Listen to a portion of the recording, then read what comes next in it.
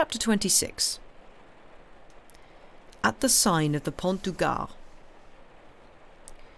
Those who have walked across the south of France as I have done may have noticed an inn situated between Bellegarde and Beaucaire, roughly halfway between the village and the town, though rather closer to Beaucaire than to Bellegarde, outside which hangs a crude painting of the Pont du Gard on a metal plate which creaks at the slightest breath of wind. This little inn, lying parallel to the course of the Rhône, is situated on the left side of the road with its back to the river.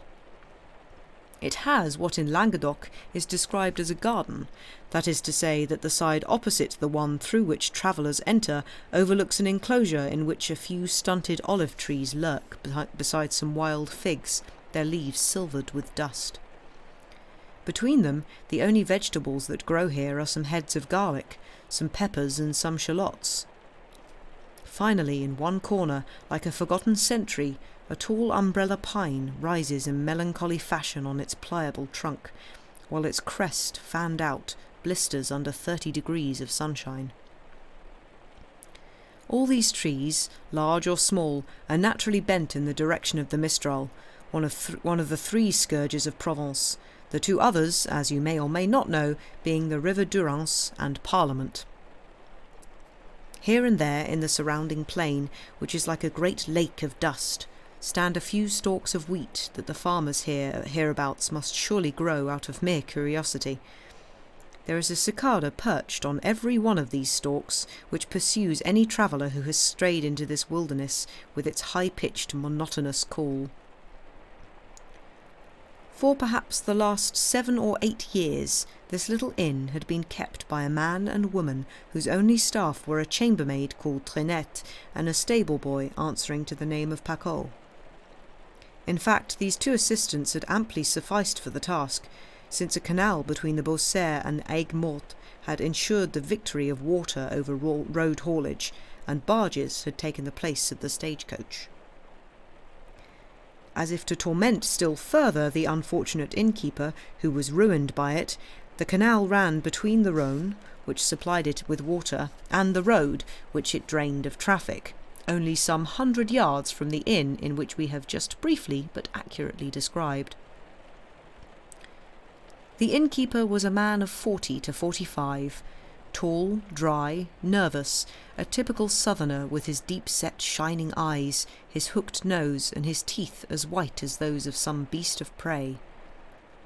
Though his hair had felt the first breath of age, it could not make up its mind to go grey. Like the beard that he wore following the line of his jaw, it was thick, curly, and spattered with just a few strands of white. His complexion, naturally swarthy, was covered by yet a new layer of brown from the habit he had adopted of standing from morning to night on the threshold of his door to see if some customer might not arrive, either on foot or by carriage. His expectations were almost invariably disappointed, but he stood there still, with no protection against the burning heat of the sun other than a red handkerchief knotted about his head, like a Spanish mule-driver.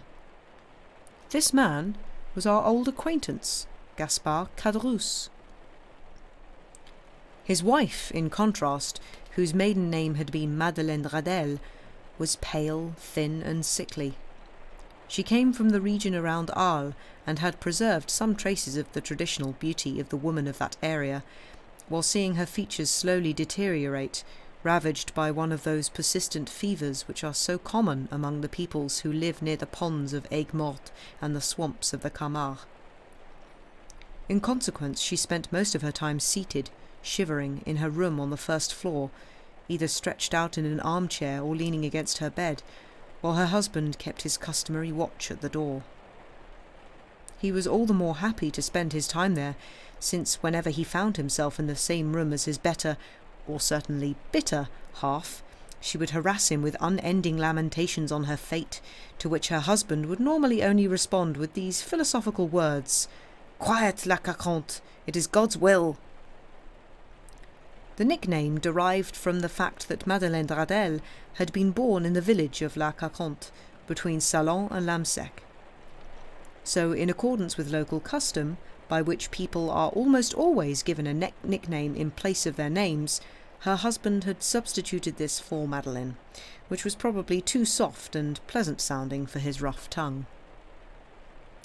However, it should not be thought that the innkeeper, despite this pretence of resignation to the decrees of fate, was not acutely sensible of the poverty to which he had been reduced by the confounded Beaucaire Canal, or that he was proof against the endless complaints that his wife heaped upon him. Like all southerners, he was moderate, needing little for himself, but vain when it came to external matters. So, in the days of his prosperity, he would not let a farade or a procession of the Tarasque go past without appearing in it, la carconte at his side.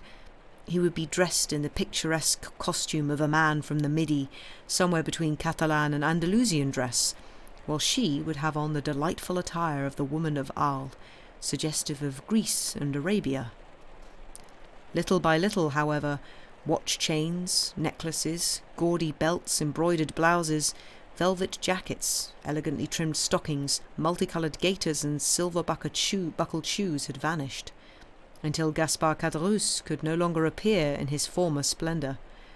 So, on his own behalf, and that of his wife, he gave up all these worldly exhibitions, though he felt a bitter pang when the happy sounds of some celebration would reach this miserable inn, which he kept much more to have a roof over his head than as a business proposition.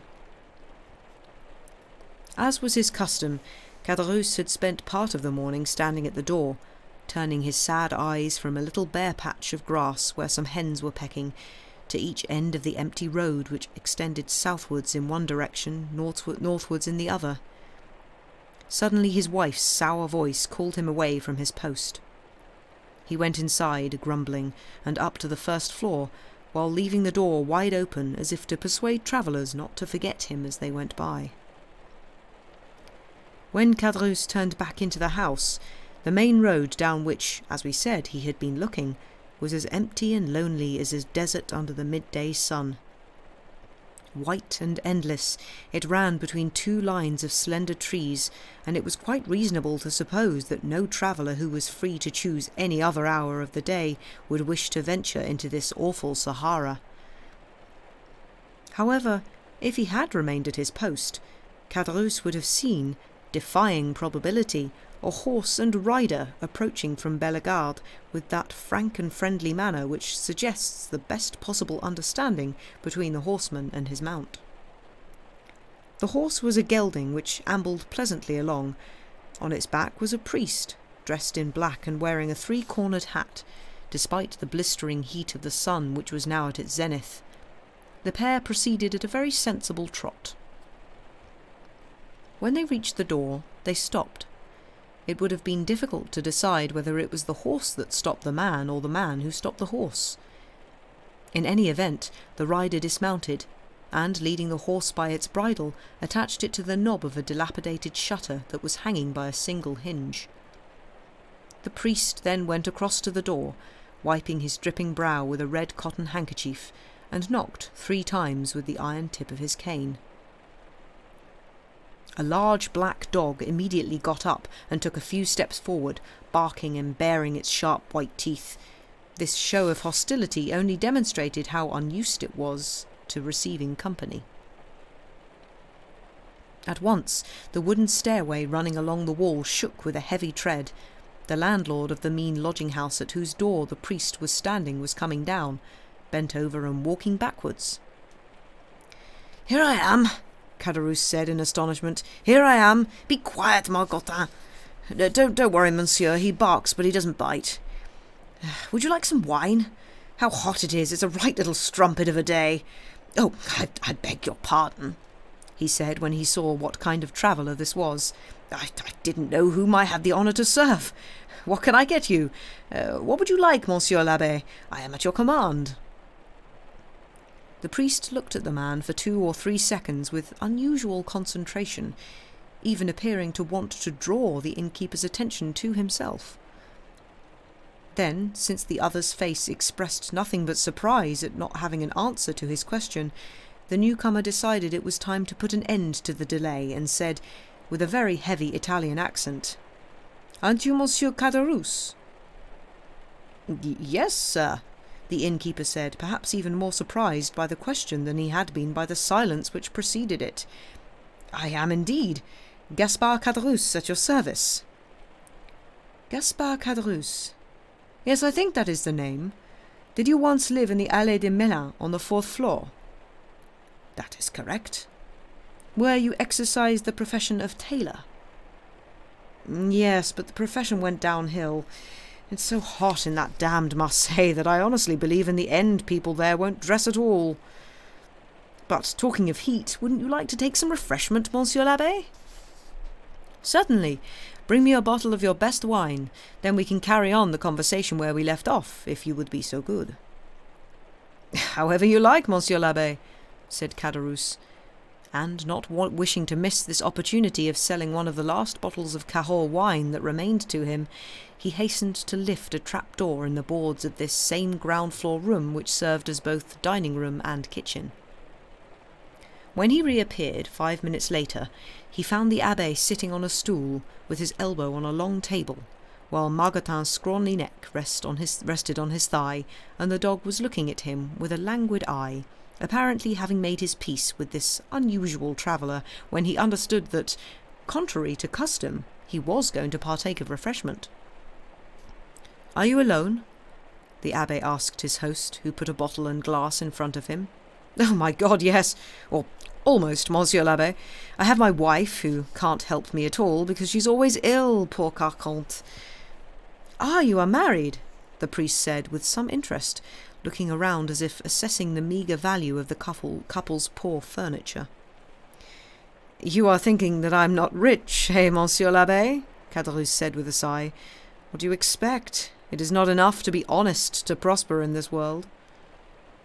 The abbé stared hard at him.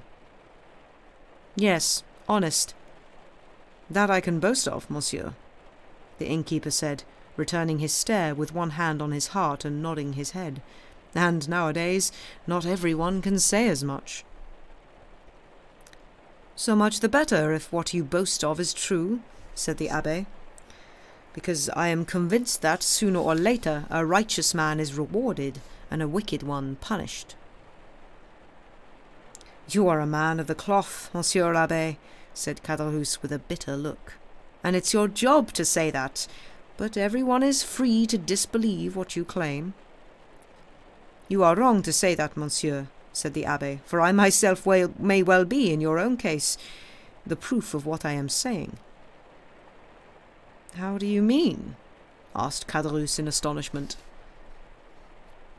"I mean that I must first of all ensure that you are the person I think you are." "What proof can I give you?" "Did you in 1814 or 1815 know a sailor called Dantès?" "Dantès, yes, I knew poor Edmund. I certainly knew him. He was one of my best friends," Caderousse exclaimed, his face turning deep purple, while the abbé's clear, confident eyes seemed to dilate and embrace every detail of the man opposite him. "Yes, I do believe he was called Edmund." "He certainly was. I should know if anyone. Edmund was his name, as sure as my name is Gaspard Caderousse." "But what happened to him, monsieur, to poor Edmund?" the innkeeper continued. "Did you know him? Is he still alive? Is he free? Is he happy?" "He died a prisoner, more forlorn and despondent than the convicts who wear their shackles in the penal colony in Toulon." The redness which had first swept over Caderousse's face was replaced by a deathly pallor. He turned aside, and the abbé saw him wipe away a tear with a corner of the red handkerchief that he wore to cover his head. "Oh, the poor boy," Caderousse muttered. "Well, that just goes to show what I was saying, Monsieur l'Abbé. The good Lord is only good to the wicked. Ah," he went on with the exaggerated language usual to southerners, "the world is going from bad to worse. If only the sky would rain gunpowder for 2 days and fire for an hour, and we could have done with it all." "You seem to have been sincerely attached to the young man, monsieur," said the abbé. "I was indeed," said Caderousse, "though I have to confess that for a moment I did envy him his good fortune. Since then, I swear, on the honour of a Caderousse, I truly pitied him his terrible fate." There was a moment's silence, during which the abbé continued to direct a penetrating gaze at the innkeeper's changing expression. "And did you know him, this poor lad?" Caderousse went on. "I was called to his deathbed to offer him the last rites of the church," the abbé replied.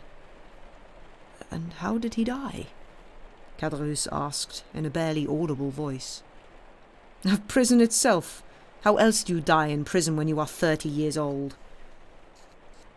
Caderousse wiped the sweat off his streaming brow. "What is odd in all this," the abbé said, "is that Dantès, on his deathbed, as he kissed the feet of the crucifix, always swore to me that he did not know the true reason for his imprisonment." That's true, Caderousse muttered. "There was no way he could know. No, Monsieur l'Abbé, the poor young man was not lying."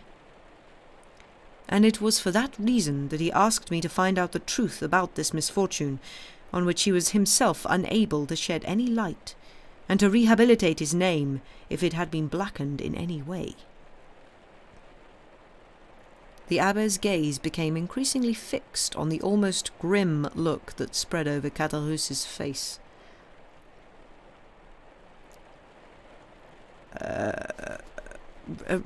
A rich Englishman," he continued, "his companion in misfortune, was released from prison at the Second Restoration and owned a diamond of considerable worth. When he was ill, Dantès had cared for him like a brother, and when he left prison, he wanted to give some token of his gratitude by leaving Dantès this diamond. Instead of using it to bribe his jailers, who might in any case have taken it and afterwards betrayed him, he kept it preciously in the hope that he might be released. If he was, the scale of this single diamond would ensure his fortune." "So you are saying," Caderousse asked, his eyes lighting up, "that this was a very valuable stone?" "Everything is relative," the abbé answered. "Very valuable to Edmond. Its worth was estimated at 50,000 francs. 50,000 francs! Caderousse exclaimed. "It must have been as big as a walnut." "Not quite," said the abbé, "but you can judge for yourself, because I have it with me." Caderousse seemed to be looking straight through the abbé's clothes for the object. The abbé took a small black shagreen box out of his pocket, opened it, and displayed before Caderousse's astonished eyes the shining jewel set on a finely wrought ring. "This is worth 50,000 francs?" "Without the setting, which is itself quite valuable," said the abbé. And he closed the box and returned the diamond to his pocket, though it continued to shine in Caderousse's head. "But how did you come into possession of this diamond, Monsieur l'Abbé?" he asked. "Did Edmond make you his heir?" "No, but the executor of his will."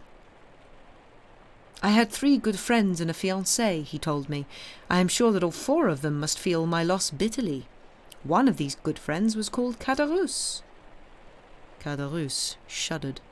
"The other," the abbé went on, appearing not to notice Caderousse's reaction, "was called Danglars, and the third," he added, "even though he was my rival, also loved me." A diabolical smile passed over Caderousse's face, and he made as if to interrupt the speaker. "Wait," said the abbé, "let me finish. Then if you have any remarks to make, you can do so later. The third, even though he was my rival, also loved me. He was called Fernand. As for my fiancée, her name was... I don't remember the fiancée's name," said the abbé. "Mercedes," said Caderousse. "Mercedes, that's it," the abbé agreed, suppressing a sigh. "Well?" said Caderousse. "Give me a jug of water," said the abbé. Caderousse hastened to do as he was asked. The abbé poured himself some water and took a few sips. "Now, where were we?" he asked, putting down the glass. "The fiancée was called Mercedes." "That's right. You will go to Marseille. It's still Dantes speaking, you understand? Absolutely. You will sell this diamond, divide the proceeds into 5, and share them among these good friends, the only creatures on earth who ever loved me. Why 5 shares? Said Caderousse. You mentioned only 4 people. Because the 5th is dead, or so they tell me. The 5th was Dantes's father. Ah, alas, yes, said Caderousse, torn between conflicting feelings. Alas, yes, poor man, he died. I learned this in Marseille, the abbé replied, making an effort to appear unconcerned. But the event took place so long ago that I could learn nothing further about it. Do you happen to know anything about the man's end? Who could know better than I? Said Caderousse. I lived right next door to him. Heaven help us. It was hardly a year after his son's disappearance that the old man died. What did he die of? The doctors called it gastroenteritis, I think. Those who knew him said he died of grief, but I almost saw him die. I would say that he died... Caderousse paused. Died of what? The priest repeated anxiously. To tell the truth, of starvation. Starvation? Cried the abbé, leaping up from his stool. Starvation! The lowest creature does not die of starvation. Even a dog roaming the streets may find a pitying hand to throw it a crust of bread. Yet you say this man, a Christian, died of hunger in the midst of other men who also call themselves Christians? It's impossible. Impossible. I only know what I know, Caderousse said. And you are wrong, said a voice from the staircase. What has it to do with you? The 2 men turned and saw La Carconte's sickly features staring through the banisters. She had dragged herself down to the foot of the staircase and was listening to their conversation, sitting on the stair with her head on her knees. And what has it to do with you, wife? Asked Caderousse. The gentleman wants some information. It is only polite to give it to him. Yes, and it's only common sense to refuse.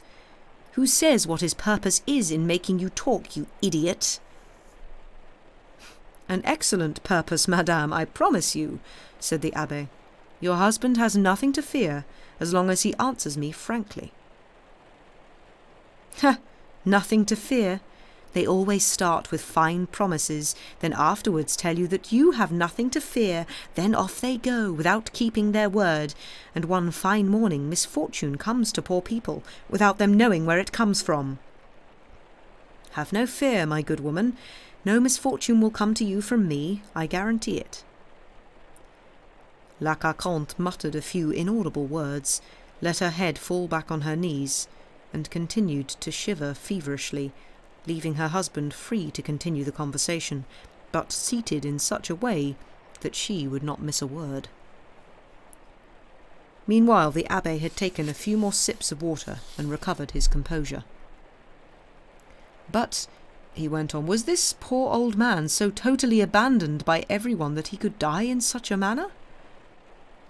Ah, monsieur, said Caderousse, it's not that either Mercedes the Catalan or Monsieur Morel abandoned him, but the poor old man had taken a profound antipathy to Fernand, the very person, he added, smiling ironically, that Dantes told you was one of his friends. He was not? Asked the abbé. Gaspard, Gaspard, the woman muttered from the top of the stairs. Mind what you say. Caderousse made an impatient gesture, and, with no other reply to the woman who had interrupted him, told the abbé, Can anyone be the friend of a man whose wife he covets? Dantes, who had a heart of gold, called all those people his friends. Poor Edmond. After all, it is better that he knew nothing. He would have found it too hard to forgive them on his deathbed. Whatever anyone says, Caderousse concluded, with a kind of rough poetry in his speech, I am still more afraid of a dead man's curse than of a living man's hatred. Idiot, said La Carconte. Do you know what Fernand did to harm Dantes, then? Asked the abbé. Indeed I do. Tell me. Gaspard, you can do as you wish, you are the master here, said his wife, but if you take my advice, you'll say nothing. This time I think you may be right, woman, said Caderousse. So you don't want to tell me? The abbé continued. What is the use? If the lad was alive, and if he came to tell me to tell him, once and for all, who were his friends and who were his enemies, then I might do it. But he is dead and gone, so you say. He can feel hatred no longer, nor can he take revenge. Let's draw the blind on all this. So you want me to give these people, who you tell me are unworthy and false friends, a gift that was meant to reward their fidelity? That's true. You're right, said Caderousse. In any case, what would poor Edmund's bequest be to them now? A drop of water in the ocean? Apart from which, those people could crush you with a flick of the hand, said his wife. What do you mean? Have they become rich and powerful then? Don't you know what happened to them? No, tell me. Caderousse seemed to reflect for a short time. Then he said, No, in fact the story is too long. You are quite at liberty to keep it to yourself, the abbé said with an air of the most profound indifference. If so, I shall respect any reservations you may have. Indeed, you are showing yourself to be a truly generous man. So let's say no more about it. The duty that I have to carry out is a mere formality. I shall sell the diamond. He took it out of his pocket, opened the box and displayed the shining stone before Caderousse's eyes. Come and see it, wife, the innkeeper said, his voice breaking. A diamond? Said La Carconte, getting up and walking quite resolutely down the stairs. What is this diamond, then? Didn't you hear? It's a diamond that the boy left us. First of all to his father, then to his 3 friends, Fernand Danglars and myself, and to his wife, Mercedes. It's worth 50,000 francs. Ah, what a lovely thing! She exclaimed. So 1/5 of the amount belongs to us? Caderousse asked. Yes, monsieur, plus Dantès' father's share, which I feel I have the right to divide among the 4 of you. But why among 4? Asked La Carconte. Because the 4 of you were Edmund's friends. Traitors are not friends, the woman muttered grimly. Yes, just so, said Caderousse. I was only saying as much. It's almost blasphemy, almost sacrilegious to reward treachery, or even crime. That's what you wanted, the abbé continued calmly, putting the diamond back into his cassock pocket. Now, give me the address of Edmund's friends, so that I can carry out his last wishes. Sweat was pouring down Caderousse's forehead. He saw the abbé get up and go towards the door, as if to make sure that his horse was waiting, before coming back. Caderousse and his wife exchanged an indescribable look. The diamond will belong to us alone, Caderousse said. Do you think so? His wife replied. A man of the cloth would not try to deceive us. As you wish. I am having nothing to do with it. She returned, shivering, to the staircase. Her teeth were chattering despite the burning heat of the day. On the top step she paused and said, Think about it, Gaspard. I've made up my mind, said Caderousse. La Carconte went back to her room with a sigh. The ceiling creaked under her feet until she reached her armchair and let herself fall heavily into it. What have you decided to do? Asked the abbé. To tell you everything. Quite honestly, I think that's best, said the priest. Not that I want to know anything that you want to hide from me, but if you can help me to distribute the bequest in accordance with the wishes of the departed, that will be best. I hope so, Caderousse replied, his cheeks flushed with greed and expectation. "I am listening," said the abbé. "One moment," said Caderousse. "We might be interrupted at the most interesting point, which would be a pity. In any case, it's better that no one knows you have been here." He went across to the door of the inn and closed it, putting the bolt across it as an extra precaution.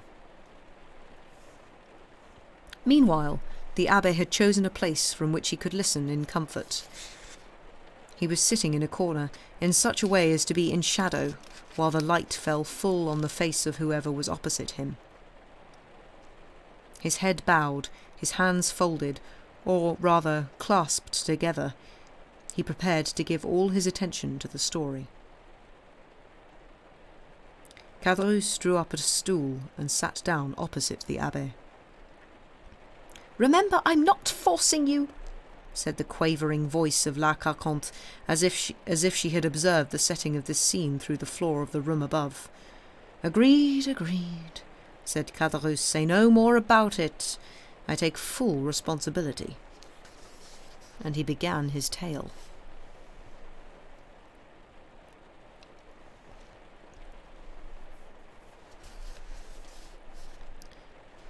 Chapter 27. Caderousse's story. "Before we start, monsieur," said Caderousse, "I must beg you to promise me one thing." "Which is?" "Which is that if you should ever make any use of the information I am about to give you, no one should ever know that it came from me, because the men I am about to speak of are rich and powerful. If they were merely to touch me with the tip of the finger, they would shatter me like glass." "Have no fear, my friend," said the abbé. "I am a priest, and confessions die in my heart. Remember that we have no other purpose than to carry out the wishes of our friend in a proper manner. So speak frankly, but without animosity. Tell the truth, and the whole truth. I do not know, and probably never shall know, the people about whom you are to speak. In any case, I am Italian and not French. I belong to God and not to men. I am going to return to my monastery, having left it only to carry out the last wishes of a dying man." This positive promise seemed to reassure Caderousse slightly. "Well, in that case, he said, "I want to tell you the truth. I might even say I am obliged to tell you about those whom poor Edmund considered his sincere and devoted friends." "Let us start with his father, if you would," the abbé said. "Edmund spoke a great deal to me about the old man, to whom he was most deeply attached." "It is a sad story," said Caderousse, shaking his head. "You probably know how it started?" "Yes, Edmund told me what happened up to the moment of his arrest, in a little cabaret near Marseille." "La Réserve! Good Lord, yes. I can see the whole thing as if it were yesterday." "Was the occasion not his betrothal feast?" "Yes, a meal that started in merriment and ended in sorrow.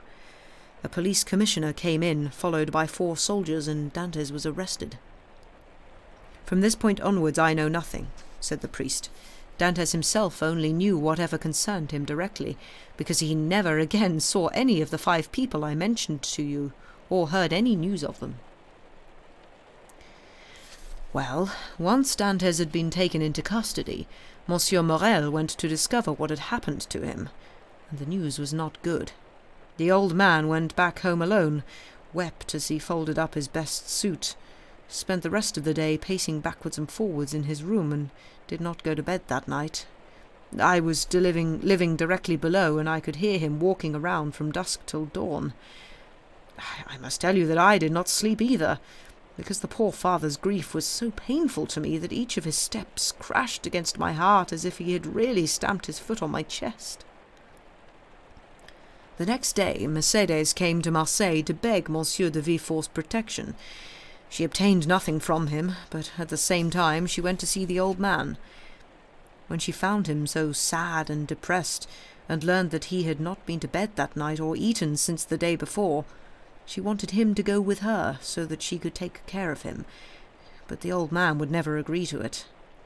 No, he used to say, I shall never leave the house, because I am the person that my poor child loves above everything, and if he comes out of prison I am the one he will come to see first. What would he say if I was not there waiting for him? I could hear all this from the landing, because I would have liked Mercedes to persuade the old man to go with her.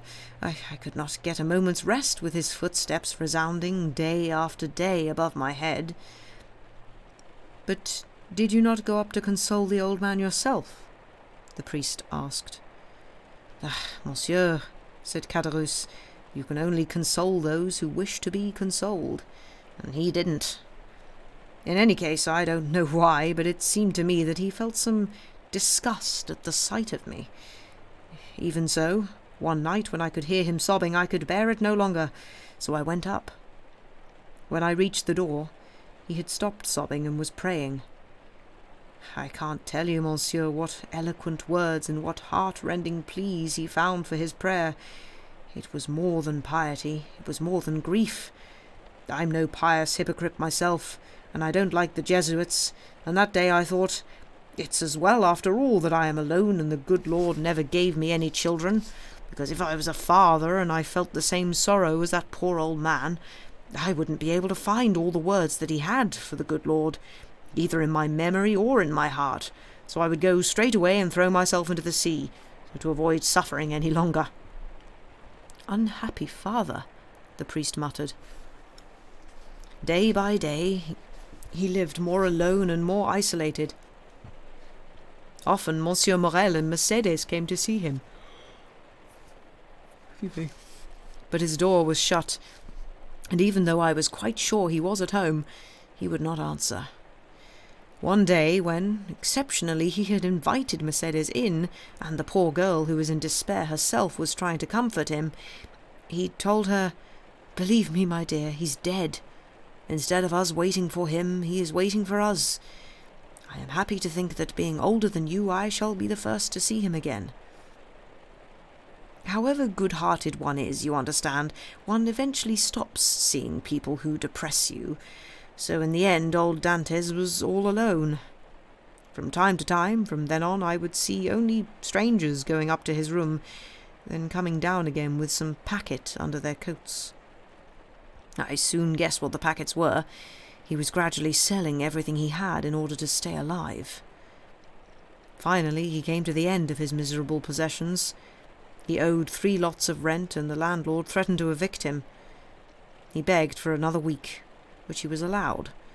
I know all this because the landlord would come in to see me after leaving him. The first 3 days I heard him walking around as usual. Then on the 4th the sounds stopped.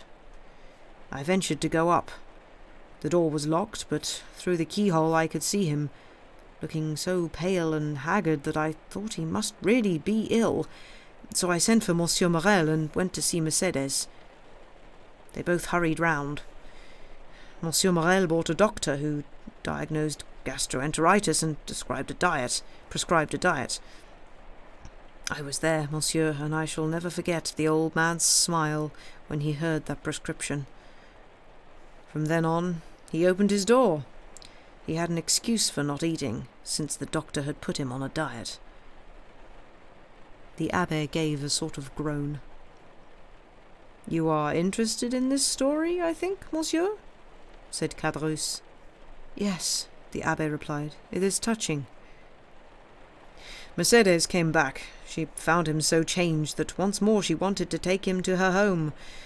This was also Monsieur Morel's advice, and he wanted to take him there by force, but the old man protested so loudly that they were afraid. Mercedes remained at his bedside, and Monsieur Morel went away, indicating to the Catalan that he was leaving a purse on the mantelpiece. But with the doctor's prescription to back him up, the old man refused to take anything. Finally, after 9 days of despair and abstinence, he died, cursing those who were the cause of his misfortune, and telling Mercedes, "If ever you see my Edmund again, tell him that I died with a blessing for him." The abbé got up, walked twice around the room, and brought a trembling hand up to his dry throat. "And you think that he died—" Of starvation, monsieur, of starvation, said Caderousse. I swear it, as surely as I am standing here. Convulsively, the abbé seized the glass of water, which was still half full, emptied it at a draught, and sat down, red-eyed and pale-cheeked. You must admit that was dreadful misfortune, he said hoarsely. All the more so as God had nothing to do with it, and men alone were responsible. So tell me about these men, said the abbé. Then he added, in a tone that was almost threatening, but remember that you promised to tell me everything. Who were these men who killed the son with despair and the father with hunger? 2 who were jealous of him, one for love, the other for ambition, Fernand and Danglars. So how did this jealousy manifest itself? They denounced Edmund as a Bonapartist agent. Which of them denounced him? Who was the real guilty party? Both of them, monsieur. One wrote the letter, the other sent it. And where was the letter written? At La Réserve itself, the day before the wedding. That's it, the abbé muttered. Oh, Faria, Faria, how well you could read the hearts of men and the ways of the world. I beg your pardon, monsieur? Nothing. Continue. It was Danglars who wrote the denunciation with his left hand so that the writing would not be recognized, and it was Fernand who sent it. But, the abbé exclaimed suddenly, you were there! Me? Said Caderousse in astonishment. Who told you that? The abbé saw that he had gone too far. No one did, he said, but to know all these details you must have witnessed the events. It's true, Caderousse said, his voice choking. I was there. And you did nothing to stop this outrage? Then you are an accomplice. Monsieur, said Caderousse, they had both made me drink until I was almost senseless. Everything was blurred. I protested as much as a man can in such a state, but they assured me it was a joke they were playing and nothing would come of it. The next day, monsieur? You saw plainly that something did come of it the next day, but still you said nothing. Yet you were there when he was arrested. Yes, I was there, and I wanted to speak out, to tell everything, but Danglars stopped me. Suppose that by chance he is guilty, he said. Suppose he really did stop off at Elba and has a letter to deliver to the Bonapartist committee in Paris. Well then, if they find the letter on him, anyone who has spoken out in his favour will be suspected of complicity. I was afraid of getting mixed up in politics as they were then. I admit it. I said nothing, which was cowardly, I agree, but not a crime. I understand. You stood idly by, nothing more. Yes, monsieur, said Caderousse, and I regret it every day of my life. I often ask God to forgive me, I swear, all the more so since this deed, the only act I have ever committed that weighs seriously on my conscience, is no doubt the cause of my present adversity. I am paying for a moment of selfishness. As I always say to La Carconte whenever she complains, "Quiet, woman, it's God's will." And Caderousse bowed his head with every sign of genuine remorse. Very well, monsieur, said the abbé. You have been honest. Such a frank confession deserves forgiveness. Unfortunately, Caderousse said, Edmund is dead, and he never forgave me. But he did not know. Perhaps he does know now. They say that the dead know everything. There was a moment of silence. The abbé had risen and was walking around, deep in thought. Then he returned and sat down in his place. You spoke to me 2 or 3 times of one Monsieur Morel, he said. Who is this man? The owner of the Pharaon, Dante's employer. What part did he play in this sad business? The part of an honest, brave, and feeling man, monsieur. He interceded 20 times on Edmund's behalf. When the emperor returned, he wrote, begged, and threatened, so much so that at the Second Restoration he was persecuted as a Bonapartist. 10 times, as I told you, he came to fetch old Dantes and take him to his own house, and the day before he died, or was it the day before that? As I told you already, he left a purse on the mantelpiece which served to pay the old man's debts and the expenses of his funeral, so the old fellow could at least die as he had lived, harming no one. I still have the purse myself, a large one in red crochet. Is Monsieur Morel still alive? Yes, Caderousse replied. In that case, said the abbé, he must be a man blessed by God. He must be rich and happy. Caderousse smiled bitterly. Yes, happy, he said, as I am. Monsieur Morel is unhappy? The abbé exclaimed. He is on the brink of destitution, monsieur. Worse still, of dishonour. Why? That's how it is, Caderousse continued. After 25 years of work, after acquiring the most honourable place among the merchants of Marseille, Monsieur Morel is utterly ruined. He has lost 5 vessels in the last 2 years, suffered 3 terrible bankruptcies, and has nothing to hope for, except that same ship, the Pharaon that poor Dantes commanded, which is on its way from India with a cargo of cochineal and indigo. If that fails, as the others did, he is lost. Does this unfortunate man have a wife and children? Asked the abbé. Yes, he has a wife who has behaved like a saint through all this, and he has a daughter who was going to marry a man whom she loved. But now his family will not allow him to marry a ruined woman. He also has a son, a lieutenant in the army. But as you will appreciate, this only increases the poor man's suffering instead of easing it. If he was by himself, he would blow out his brains, and that would be an end to it. This is appalling, the priest muttered. That's how God rewards virtue, monsieur, said Caderousse. Look at me, I have never done a wicked deed apart from the one I told you about, and I live in poverty. After watching my poor wife die of fever, unable to do anything for her, I shall die of starvation myself, as old Dantes did, while Fernand and Danglars are rolling in gold. How did this come about? Because everything turned out well for them, while everything turned out ill for honest people like myself. What has happened to Danglars? He is the most guilty, the instigator of it all, is that not so? What happened to him?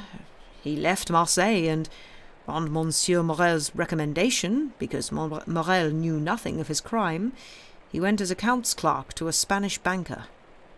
During the war in Spain, he obtained a contract for supplying part of the French army, and made a fortune. With this, he gambled on the exchange and tripled or quadrupled his fortune. He married his banker's daughter, and when she died, married a widow, Madame de Nagon, daughter of Monsieur Servieux, the present king's chamberlain, who enjoys support from the highest quarter. He became a millionaire, and they made him a baron, so that he is now Baron Danglars, with a private residence in the Rue de Mont Blanc, 10 horses in his stable, 6 lackeys in his antechamber, and I don't know how many millions in his coffers. Ah, the abbé said in an odd voice, and is he happy? That no one can tell. The secret of happiness and misery is between 4 walls. Walls have ears, but not tongues. If you can be happy with a great fortune, then Danglars is happy. And Fernand? Fernand is another story too. But how could a poor Catalan fisherman, with no possessions and no education, make his fortune? I have to admit that is beyond me. And beyond everyone else. There must be some strange secret in his life that nobody knows about. But by what visible means did he climb to this great fortune, or to his high position? Both, monsieur, both. He has both fortune and position. This is some wild yarn you are spinning. It may indeed seem so, but listen and you will understand. A few days before Bonaparte's return, Fernand was called up to the army. The Bourbons would have left him quietly in the Catalan village, but Napoleon came back, and there was a general muster of troops, so Fernand had to go. I, too, had to leave, but as I was older than Fernand and had just married my poor wife, I was merely assigned to the coastal watch. Fernand was called up for active service, went to the frontier with his regiment, and took part in the Battle of Ligny. The night after the battle, he was on orderly duty at the door of the general, who was secretly in contact with the enemy. That very night, this general was planning to go over to the English. He invited Fernand to accompany him. Fernand agreed, abandoned his post, and followed the general. Something that would have had him court-martialed if Napoleon had stayed on the throne was an asset for him with the Bourbons. He came back to France with a sub-lieutenant's stripes, and as he remained a protégé of the general, who was much in favour, he was made captain in 1823, at the time of the war in Spain, that is, at the very moment when Danglars was making his first investments. Fernand was a Spaniard, so he was sent to Madrid to report on the mood among his countrymen. He looked up Danglars, got in contact with him, promised his general support from the royalists in the capital and the provinces, received promises in his turn, and entered into agreements, guided his regiment by tracks that he alone knew through gorges under royalist guard, and in short rendered such services in this short campaign that after the capture of the Trocadero he was appointed colonel and awarded the cross of an officer of the Legion of Honour, together with the title of count. Fate, fate, muttered the abbé. Ah, yes, but listen, that is not all. When the war ended in Spain, Fernand's career seemed to be threatened by the lengthy peace that was about to break out in Europe. Only Greece had risen against Turkey and begun its war for independence. All eyes were on Athens. It was fashionable to feel sympathy for the Greeks and to support their cause. The French government, while not openly taking sides, as you know, turned a blind eye to some active supporters. Fernand asked for permission to go and serve in Greece, which he obtained, while still remaining subject to the discipline of the army. Some time later it was learned that the Comte de Morcerf, that was his title, had entered the service of Ali Pasha with the rank of general instructor. As you know, Ali Pasha was killed, but before his death he rewarded Fernand for his services by leaving him a considerable amount of money. With it, Fernand returned to France, and his rank of lieutenant general was confirmed. "So, today?" the abbé asked. "So today," Caderousse continued, "he has a magnificent private residence in Paris, at number 27 Rue de Helder." The abbé opened his mouth to say something, but hesitated for a moment. Then, making an effort to control his feelings, he asked, "And Mercedes? They tell me she disappeared." "Disappeared?" said Caderousse. "Yes, like the sun disappears, to rise more glorious the following day." "Did she also make her fortune?" the abbé asked with an ironic smile. "As we speak, Mercedes is one of the greatest ladies in Paris," said Caderousse. "Carry on," said the abbé. "I feel as though I were listening to the account of some dream, but I have seen enough extraordinary things myself not to be so much amazed by what you are telling me." At first Mercedes was in despair at the cruel fate that had taken Edmond away from her. I have told you about her efforts to persuade Monsieur de Villefort and her devotion to Dantès' father. In the midst of her despair, she suffered another blow. With Fernand's departure, she knew nothing of Fernand's guilt and considered him as her brother. With him gone, she was alone. 3 months went by, which she spent weeping. She had no news of Edmond and none of Fernand, nothing to turn to, in fact, but the spectacle of an old man dying of grief. One evening, having spent the whole day as she was accustomed to, seated at the crossing of the two roads between Marseille and the Catalan village, She returned home feeling more desolate than ever. Neither her lover nor her friend was coming down one or the other of the roads, and she had no news of either of them.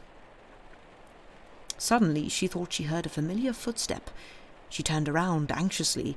The door opened, and she saw Fernand appear in his sub-lieutenant's uniform. This was not even half of her sorrow relieved, but at least part of her past life had returned. She grasped Fernand's hands with a warmth that he mistook for love, though it was only joy at no longer being alone in the world, and finally seeing a friend after long hours of sadness and solitude. Then it is true, she had never hated Fernand. It was just that she had never loved him, that's all. Her heart belonged to another, but this other was absent. He had vanished. Perhaps he was dead. At this last thought, Mercedes burst into tears and wrung her hands in grief. But the notion, which she formerly used to reject when it was suggested to her by someone else, now came spontaneously to her mind. In any case, old Dantes was constantly telling her, "Our Edmund is dead, because otherwise he would have come back to us." The old man died, as I told you. If he had lived, then perhaps Mercedes would never have married another, because he would have been there to reproach her with her infidelity. Fernand knew that. When he learned of the old man's death, he came back. By this time he was a lieutenant. On his earlier visit he had not said a word about love to Mercedes, but now he reminded her that he loved her. Mercedes asked him for 6 more months, so that she could wait for Edmund and mourn him. In effect, the abbess said with a bitter smile, that made 18 months in all. What more could any lover ask of his beloved? And he muttered the English poet's words, "Frailty, thy name is woman." 6 months later, Caderousse went on, the wedding took place at the Église des Accoules, the same church as the one in which she was to marry Edmund, the priest murmured. Only the bridegroom was different. So Mercedes married, Caderousse continued. She appeared to everyone calm, but even so nearly fainted as she walked past La Réserve, where 18 months earlier she had celebrated her betrothal to the man whom she would have recognized that she still loved, if she had dared search the bottom of her heart. Fernand was happier, but no more at ease, for I saw him at that time, and he was constantly afraid that Edmund would return. He immediately set about taking his wife and himself abroad. There were too many dangers and too many memories for him to remain in Les Catalans. A week after the wedding, they left. "And did you see Mercedes again?" asked the priest. "Yes, at the time of the war in Spain, in Perpignan, where Fernand had left her. She was occupied in those days in educating her son." The abbé shuddered and asked, "Her son?" "Yes," Caderousse replied, "little Albert." "But if she was educating this child," said the abbé, "did she have any education herself? I thought that Edmund told me she was a simple fisherman's daughter, beautiful but untutored." "Ah," said Caderousse, "did he know so little of his own fiancée? Mercedes could have been queen, monsieur, if the crown was only reserved for the most lovely and most intelligent heads. Her fortune was already growing, and she grew with it. She learned to draw, she studied music, she learned everything. In any case, between ourselves, I think she only did all this to take her mind off it, to forget. She put all those things into her head to crush what she had in her heart. But now we must tell the truth," he went on. "No doubt her wealth and honours consoled her. She is rich, she is a countess, and yet—" He paused. "And yet?" said the abbé. "And yet I am sure that she is not happy," said Caderousse. "What makes you think that?" "Well, when I fell on misfortune myself, I thought that my former friends might help me. I called on Danglars, who would not even receive me. I went to Fernand, and he sent his valet to give me 100 francs. "So you did not see either of them?" "No, but Madame de Morcerf did see me." "How was that?" As I was leaving, a purse fell at my feet. There were 25 louis in it. I looked up quickly and saw Mercedes closing the shutter. "And Monsieur de Villefort?" asked the abbé. "Oh, he was never my friend. I didn't know him. I had no reason to ask him for help." "But do you know what became of him and what part he played in Edmund's misfortune?" "No. All I know is that some time after having him arrested, he married Mademoiselle de Saint-Méran and shortly afterwards left Marseille. No doubt fortune smiled on him as it did on the others. No doubt he is as rich as Danglars and as highly thought of as Fernand. Only I have remained poor, as you see, destitute and forgotten by God." "You are wrong there, my friend," said the abbé. "God may sometimes appear to forget when his justice is resting, but the time always comes when he remembers, and here is the proof." At this he took the diamond from his pocket and gave it to Caderousse, saying, "Take this, my friend. Take this diamond. It is yours." "What? All mine?" Caderousse exclaimed. "Ah, monsieur, you are not teasing me, surely?" This diamond was to be divided among his friends. Edmund had only one friend, so there is no need to divide it. Take the jewel and sell it. It is worth 50,000 francs, as I told you, and I hope that this sum will be enough to rescue you from poverty." "Monsieur," Caderousse said, nervously holding out one hand, while the other wiped the sweat that was beading on his brow. "Oh, monsieur, do not jest with a man's happiness and despair." "I know what happiness is, and what is despair, and I never jest with feelings. Take it, but in return—" Caderousse's hand had already touched the diamond, but he drew it back. The abbé smiled. "In return," he continued, "give me that red silk purse which Monsieur Morel left on poor old Dantès' mantelpiece, which you told me was still in your possession." Increasingly astonished, Caderousse went over to a large oak cupboard, opened it, and gave the abbé a long purse of faded red silk, bound with 2 copper rings that had once been gilded. The abbé took it, and in exchange gave Caderousse the diamond.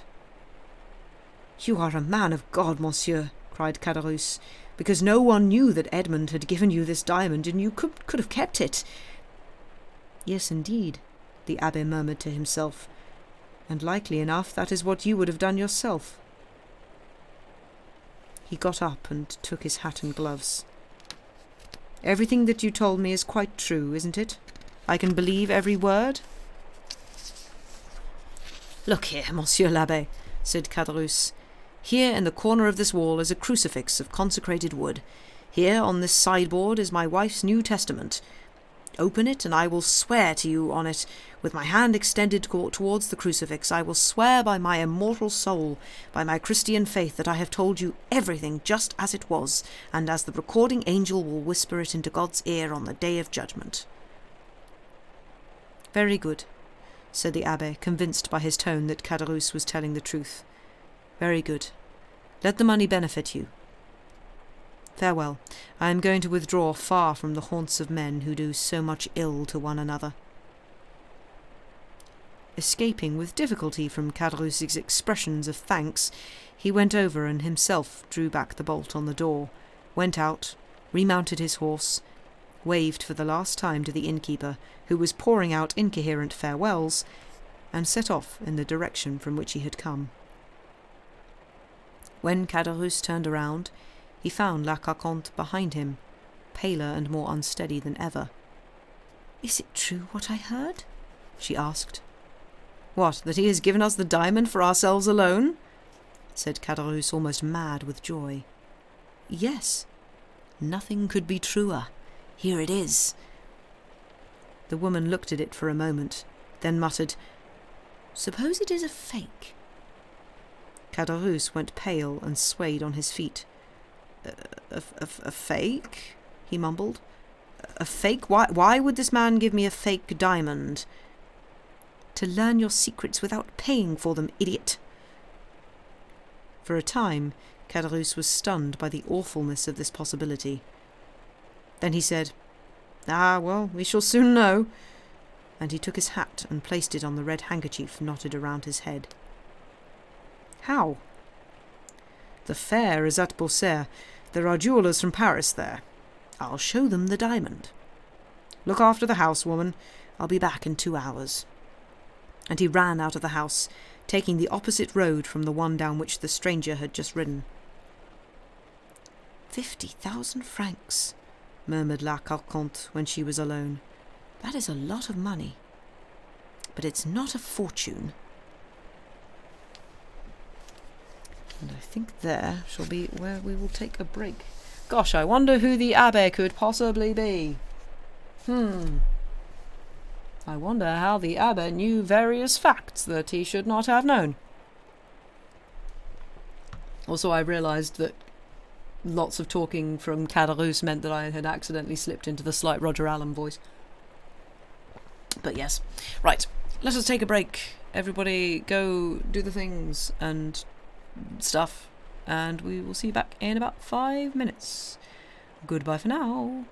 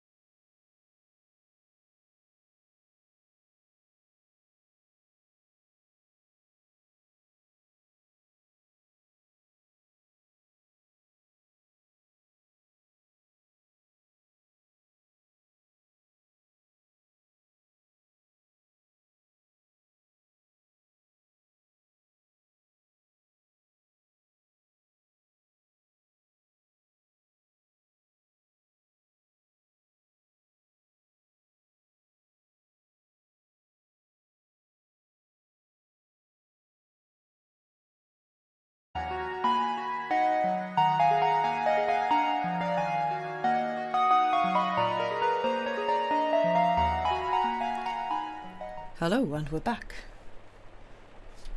I hope I didn't let the break run on too long. I was making a tea. Which, of course, is very hot. But yes, I hope everybody has had a nice break. I hope you've done the things that you needed to do. Refilled your drinks and such. And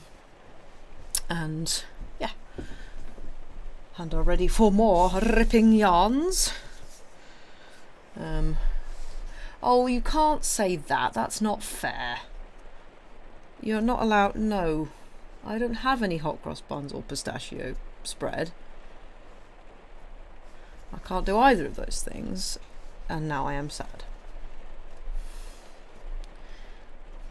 Just rage quit the stream. I don't have food. I want food. But yes. I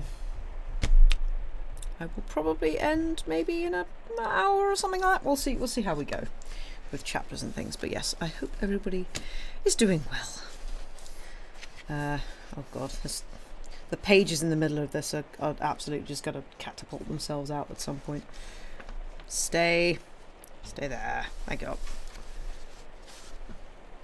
Hey, guess who's put their headphones on again like an idiot? It's just flipping reflex at this point. Yeah, tea's still very hot. Regrets. Right. Let's move the tea to a more convenient position. And continue with... Oh, blimey. Chapter 28. The Prison Register. The day after the one on which the scene we have just described took place on the road between Bellegarde and Beaucaire, a man of between 30 and 32 years of age, dressed in a cornflower blue frock coat, nankeen trousers and a white waistcoat, whose manner and accent both proclaimed him to be British, presented himself at the house of the Mayor of Marseille. "Monsieur," he said, "I am the head clerk of the house of Thomson and French, of Rome. For the past 10 years we have had dealings with Morel and Son of Marseille. We have some 100,000 francs invested in the business, and we are somewhat uneasy since the company is said to be on the brink of ruin. I have therefore arrived directly from Rome to ask you for information about its affairs." "I do indeed know, monsieur," the mayor replied, "that for the past 4 or 5 years Monsieur Morel seems to have been dogged by misfortune. He lost 4 or 5 ships in succession, and suffered from 3 or 4 bankruptcies. But even though I myself am his creditor for around 10,000 francs, it is not appropriate for me to give you any information about his financial affairs. Ask me as a mayor what I think of Monsieur Morel, and I shall tell you that he is a man who is honest to the point of inflexibility, and that he has up till now fulfilled all his responsibilities with the utmost nicety. That is all I can tell you, monsieur. If you wish to know anything further, you must ask Monsieur de Beauville, Inspector of Prisons, residing at number 15, Rue de Nouaille. I believe he has 200,000 francs invested in Monsieur Morel's firm, and if there is really anything to be feared, as the amount is far greater than mine, you will probably find him better informed than I am about the matter." The Englishman appeared to appreciate the delicacy of this reply. He bowed and left, making his way towards the street in question with that stride which is peculiar to the natives of Great Britain. Monsieur de Beauville was in his study. Seeing him, the Englishman started, as if with surprise, suggesting that this was not the first time they had met. As for Monsieur de Beauville, he was so desperate that it was obvious that his mind, entirely taken up with its immediate concerns, had no room left for either his memory or his imagination to wander back into the past.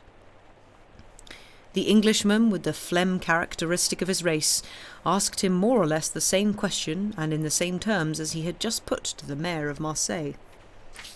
"Alas, monsieur!" Monsieur de Beauville exclaimed, "your fears are unfortunately quite justified, and you see before you a desperate man. I had 200,000 francs invested in the house of Morel. That money was my daughter's dowry. She was to be married in a fortnight. It was to be reimbursed, the first 100,000 on the 15th of this month, the remainder on the 15th of next month. I advised Monsieur Morel that I wished to have the money paid in due time, and now he has just been here, Monsieur, barely half an hour ago, to tell me that if his ship the Pharaon does not return between now and the 15th, he will be unable to reimburse me. But this sounds very like procrastination, said the Englishman. Why not rather say that it sounds like bankruptcy? Monsieur de Beauville cried in despair. The Englishman seemed to reflect for a moment, then said, "So you are anxious about the repayment of this debt?" "More than that, I consider it lost." "Very well, I shall buy it from you." "You?" "Yes, indeed." "But at a huge discount, I don't doubt." "No, for 200,000 francs. Our company," the Englishman said with a laugh, "does not do that kind of business." "And how will you pay?" "In cash." The Englishman took a sheaf of banknotes out of his pocket, probably amounting to twice the sum that Monsieur de Beauville was afraid of losing. A look of joy suffused Monsieur de Beauville's face, but he made an effort and said, I must warn you, monsieur, that in all probability you will not recover 6% of the amount." "That does not concern me," the Englishman replied. "It concerns the House of Thompson and French. I am only acting for them. Perhaps they wish to hasten the ruin of a rival firm. All that I do know, monsieur, is that I am prepared to give you this sum in exchange for the transfer of the debt. All I shall want is a brokerage fee." "What, monsieur? This is too scrupulous," Monsieur de Beauville exclaimed. There is usually a commission of 1.5%. Do you want 2? Or 3? Do you want 5%? Or more? Tell me." "Monsieur," said the Englishman with a laugh, "I am like my firm, which does not do that kind of business. No, my fee is of quite a different kind." "Tell me, I'm listening." "You are the inspector of prisons?" I have been for 14 years. "You hold the registers of admissions and discharges?" "Naturally." "And notes concerning the prisoners are attached to these registers?" "There is a dossier on each prisoner." "Well, monsieur, I was brought up in Rome by a poor devil of an abbé who suddenly disappeared.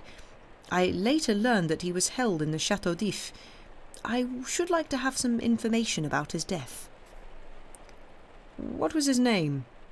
"Abbé Faria." "Oh, yes, I remember very well," Monsieur de Beauville said. "He was mad." "So it was said." "Oh, there was no doubt about it." "Quite probably. What was the nature of his madness?" He claimed to have knowledge of some huge treasure, and would offer vast sums to the government if it would set him free." "The poor devil. And he died?" "Yes, monsieur, some 5 or 6 months ago, last February." "You have an excellent memory, monsieur, to remember the date so precisely." "I recall it because something strange happened at the same time as the poor man's death." "Can you tell me what that was?" the Englishman asked, with a look of curiosity that a close observer would have been surprised to see on his normally impassive features. "Why, yes, I can. The abbé's cell was some 45 or 50 feet approximately from that of a former Bonapartist agent, one of those who did most to assist in the usurper's return in 1815, a very resolute and dangerous fellow." "Indeed?" said the Englishman. "Yes," said Monsieur de Beauville. "I even had occasion to see the man in 1816 or 1817, and you could only enter his cell with a squad of soldiers. The man made a deep impression on me. I shall never forget his face." The Englishman gave a hint of a smile. "So you say that the two cells," he continued, "were about 50 feet apart, but it seems that this Edmond Dantès—" "This dangerous man was called—" "Edmond Dantès, yes, monsieur. It appears that this Edmond Dantès had obtained some tools, or made them for himself, because they found a passageway through which the two prisoners used to communicate." "The passage was no doubt made with a view to escape?"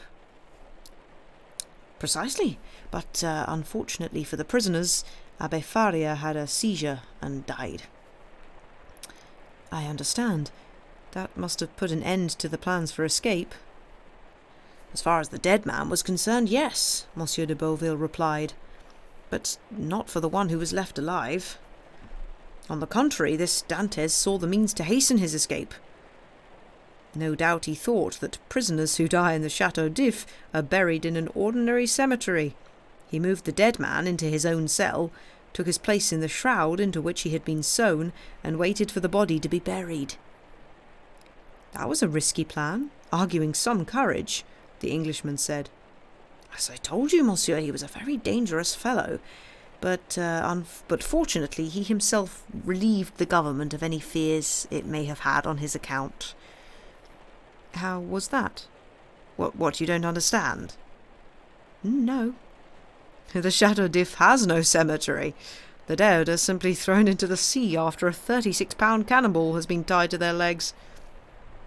Which means, said the Englishman as if he was finding it hard to follow. Well, of course they attached the weight to his legs and threw him into the sea. Really? The Englishman exclaimed. Yes, monsieur, the inspector went on. You can just imagine the fugitive's amazement when he felt himself falling from the top of the cliff. I should have liked to have seen his face at that moment.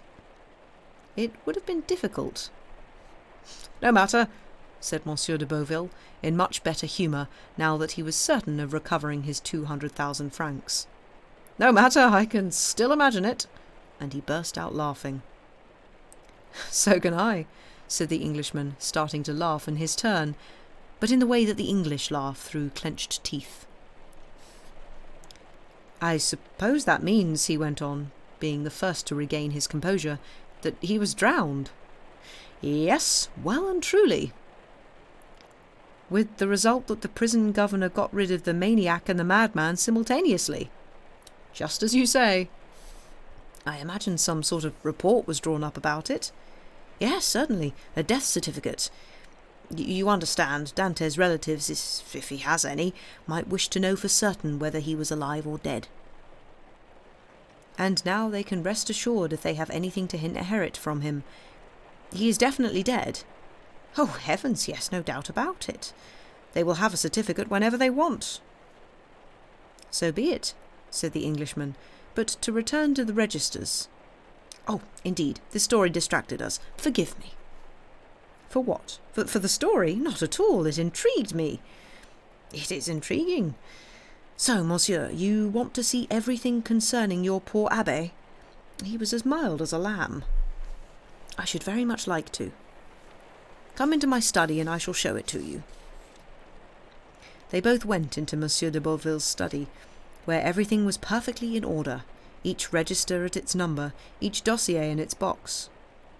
The inspector asked the Englishman to sit down in the armchair and put in front of him the register and dossier relating to the Château d'If, allowing him to peruse it at his leisure, while he sat in the corner and read the newspaper. The Englishman had no difficulty finding the dossier concerning Abbé Faria, but it appeared that he had been greatly interested in the story that Monsieur de Beauville had told him because, after studying these first papers, he continued to peruse the file until he came to the bundle concerning Edmond Dantès. Here he found everything in its place: the denunciation, the interrogation, Monsieur Morel's petition, and Monsieur de Villefort's annotation. He quietly folded the denunciation and put it in his pocket, read the interrogation and observed that it did not mention the name of Noirtier, and read through the petition dated 10th of April 1815, in which Morel, following the advice of the deputy prosecutor, had exaggerated the services rendered by Dantès to the imperial cause, with the best of intentions, since Napoleon was still then on the throne, all of which was confirmed by Villefort's signature. At this he understood everything.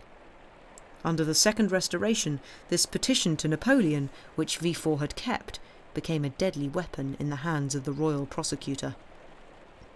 Thus he was not surprised, continuing through the register, to find these sentences bracketed together opposite his name. Edmond Dantès, fanatical Bonapartist, played an active part in the return from Elba, to be kept in solitary confinement under the closest supervision. Beneath these lines, in different handwriting, he read, "In view of the above note, no action." However, by comparing the writing in the brackets with that on the certificate under Monsieur Morel's petition, he felt certain that both were in the same hand, and that the hand was Villefort's.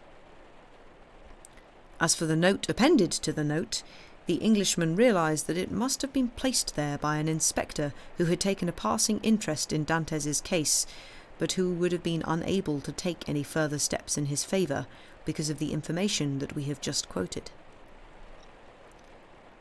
As we mentioned, the inspector had placed himself some distance away and was reading Le Drapeau Blanc, so as not to inconvenience Abbé Faria's former pupil. This is why he did not see the Englishman fold and pocket the denunciation that Danglars had written in the arbour at La Réserve, which bore the stamp of the Marseille post office for the evening collection at 6 o'clock on the 27th of February.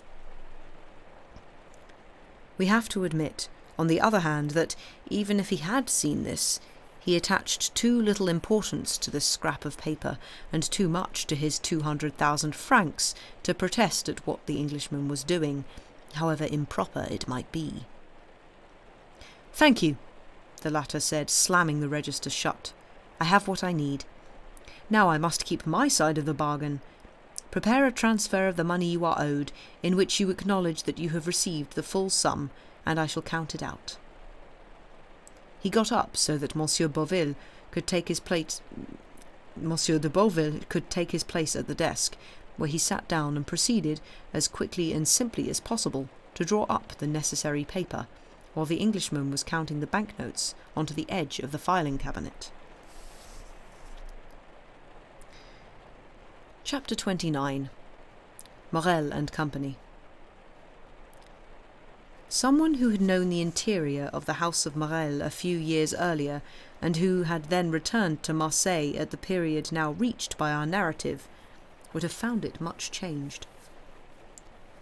In place of that relaxed atmosphere of life and good cheer that seems to be, so to speak, exhaled by a firm enjoying prosperity, in place of the happy faces looking out of the windows and the busy clerks hurrying down the corridors with pens behind their ears, in place of the courtyard full of boxes, resounding to the shouts and laughter of the delivery men, in place of all this, from the moment he came in, he would have found an indefinable air of sadness and death.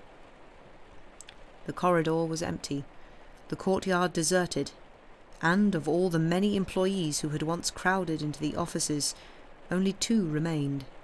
The first was a young man, aged about 23 or 24, named Emmanuel Herbaut, who was in love with Monsieur Morel's daughter and had stayed with the firm despite his relative's efforts to extricate him, while the other was an old cashier, one-eyed, nicknamed Coquelet by the young people who had once populated this vast, busy hive which was now almost uninhabited, a label that had now so completely and utterly replaced any previous ones that in all probability he would not even have turned around if someone were to have called him by his true name.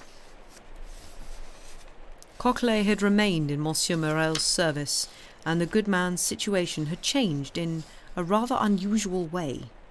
He had simultaneously risen to the rank of cashier and fallen to that of a house servant. He was still the same Coquelet for all that, kind, patient, and devoted, but immovable when it came to arithmetic, the only point on which he would have challenged the whole world, even Monsieur Morel, knowing nothing beyond his Pythagorean tables, but having these at his fingertips, whichever way one chose to turn them, or however one tried to lure him into error.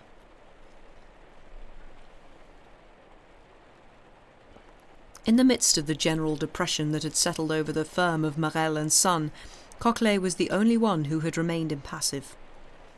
There should be no mistake. This impassivity was not due to any lack of feeling, but on the contrary to an unshakable faith.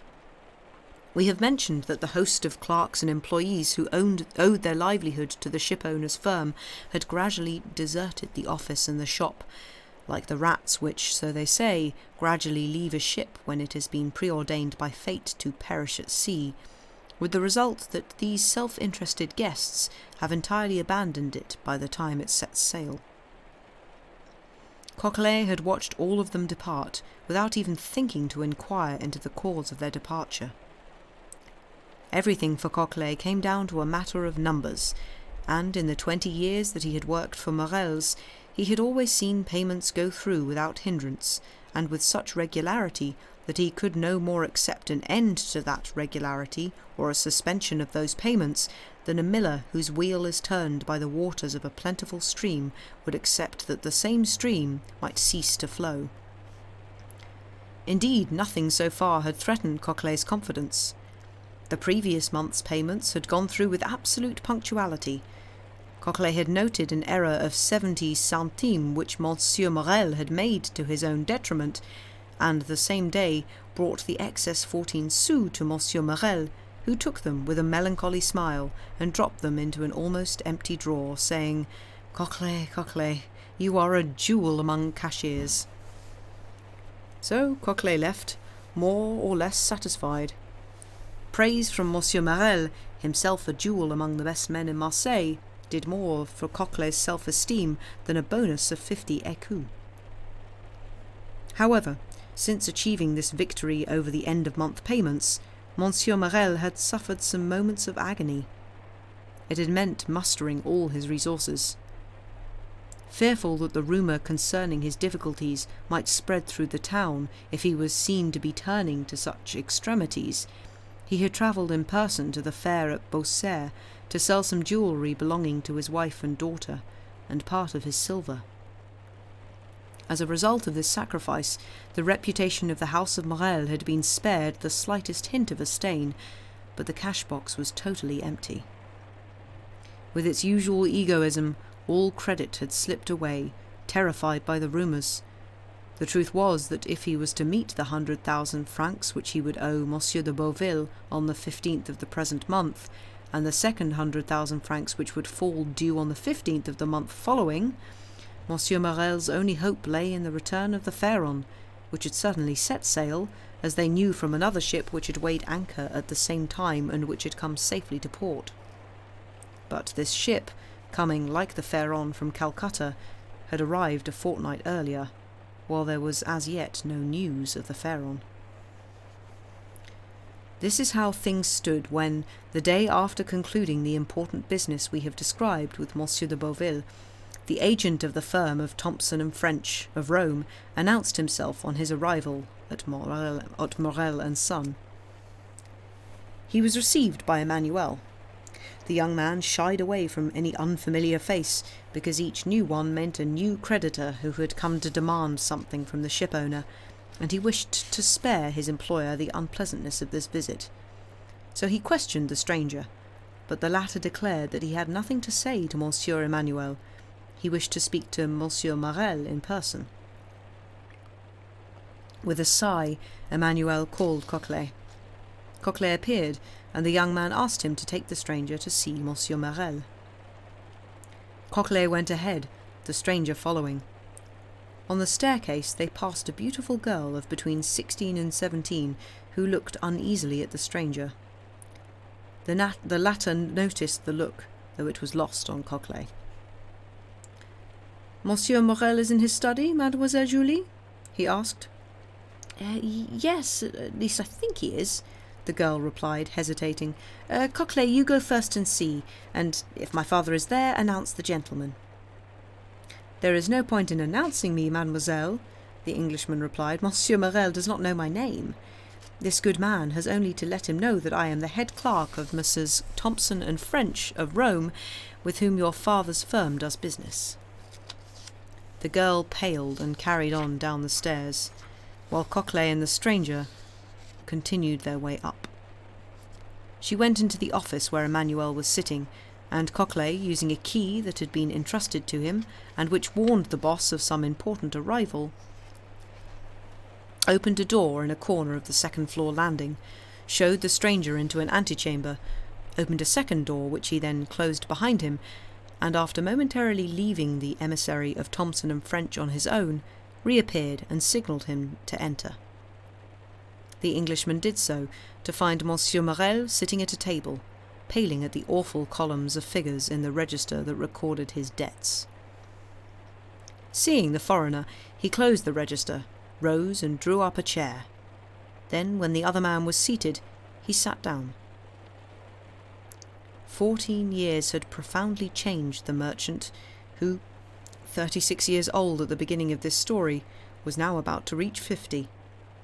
His hair was grey, his forehead was lined with anxious furrows, and his look, which had once been so firm and confident, had become vague and irresolute, as if it were constantly trying to avoid having to settle on a single idea or a single person. The Englishman looked at him with curiosity and obvious interest. "Monsieur," said Morel, apparently made still more uneasy by the appraisal, "you wish to speak to me?" "Yes, monsieur. You know on whose behalf I am here?" "The firm of Thompson and French, or so my cashier says." "He informed you correctly, monsieur. The firm of Thompson and French had some 300,000 or 400,000 francs to pay in France in the course of this month, and the following, so knowing your reputation for scrupulous punctuality, it collected all the bills that it could find with your signature, and requested me to cash these bills successively as they came up for payment, and to make use of the funds." Morel gave a deep sigh and drew a hand across his forehead, covered in sweat.